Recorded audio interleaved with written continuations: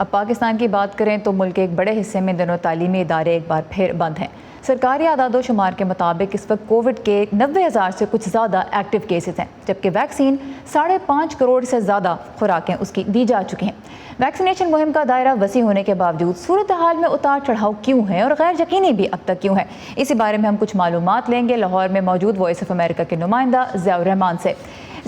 17 साल तक की उम्र के अफराद को अब वैक्सीन लग रही है और वैक्सीन की कमी की भी शिकायत नहीं की जा रही, तो फिर क्या वजह है कि केसेस बढ़ रहे हैं? देखिए, इस सिलसिले में जब हमारी एनसीओसी के एक मरकजी अहदेदार से बात हुई तो उनका कहना था कि केसेस इसलिए बढ़ रहे हैं कि लोग वैक्सीन नहीं लगवा रहे। पाकिस्तान की बड़ी आबादी का एक बहुत बड़ा हिस्सा है जो अभी तक वैक्सीन नहीं लगवा पाया है, और दूसरी जानिब जिन लोगों ने वैक्सीन लगवाई है उन्होंने भी अभी तक सिर्फ अपने आप को पहली खुराक दी है, दूसरी डोज उन्होंने भी नहीं लगवाई। अहदेदार ने इस खदशे का इजहार किया कि उन्हें बहुत ज़्यादा मुश्किलात का सामना है क्योंकि जो लोग हैं वो दूसरी खुराक की तरफ नहीं आ रहे, दूसरी डोज नहीं लगवा रहे, जिसकी वजह से जो केसेज है वो बढ़ते चले जा रहे हैं और जिसका नतीजा अस्पतालों के ऊपर दबाव की सूरत में आ रहा है। यानी कि हुकूमत ने जो अस्पतालों में जगह मुख्तस की हुई है कोरोना के मरीजों की देखभाल के लिए या उनके इलाज मुआवजे के लिए, वो तेज़ी से बढ़ती चली जा रही है, जिस पर हुकूमत को काफ़ी तशवीश है। तो जो मरकजी अहदेदार हैं उन्होंने अपना नाम ना बताने की शर्त पर वॉइस ऑफ अमेरिका को ये बताया कि हुकूमत की कोशिश है कि इस साल के आखिर तक कम अज़ कम जो बड़े शहर हैं, जो जिसमें लाहौर, कराची, इस्लामाबाद, फैसलाबाद, गुजरांवाला या जो सनती शहर है, वहाँ पे कम अज़ कम 40 से 60% आबादी को पहली और दूसरी खुराक दोनों खुराकें मुकम्मल तौर पर लग जाएं, तब कहा जा सकता है कि पाकिस्तान में सूरत हाल इत्मीनान बख्श है। जैसे आपने कहा कि अस्पतालों पर भी दबाव बढ़ रहा है, तो इस हवाले से क्या मालूमात है कि अस्पताल किस किस्म की तैयारी करें और हुकूमत उस सिलसिले में किस हद तक उनकी इस वक्त मदद कर रही है और किसी भी मुश्किल सूरत हाल के लिए कितनी तैयारी अभी से की जा रही है?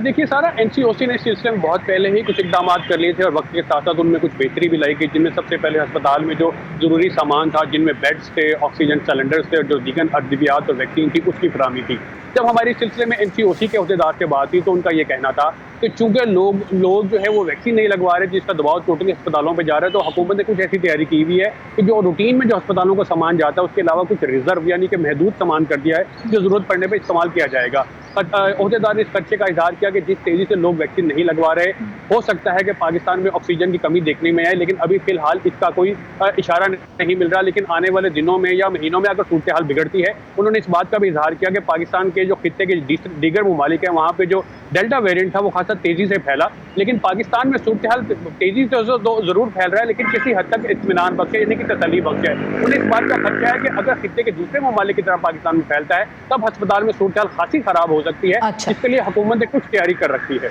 अच्छा, अब स्कूल्स की बात करते हैं, क्योंकि ज़ाहिर है हर घर में ही जहाँ बच्चे हैं, जब स्कूल बंद हो जाते हैं तो पूरा ख़ानदान ही उससे मुतासर होता है। क्या वजह है कि स्कूल्स सबसे पहले बंद कर दिए जाते हैं?